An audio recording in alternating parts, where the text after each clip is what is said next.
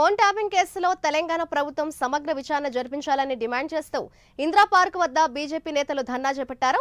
ఈ వ్యవహారాన్ని రాష్ట్ర ప్రభుత్వం నీరుగార్చుతోందని ఆరోపించారు.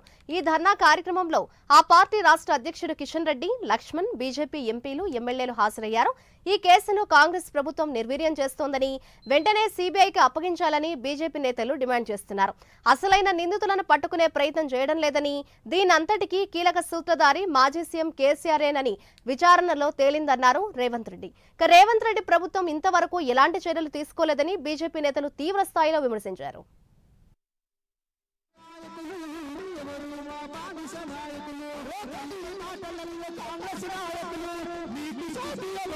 కూడా అన్నేదా భావించవద్దు.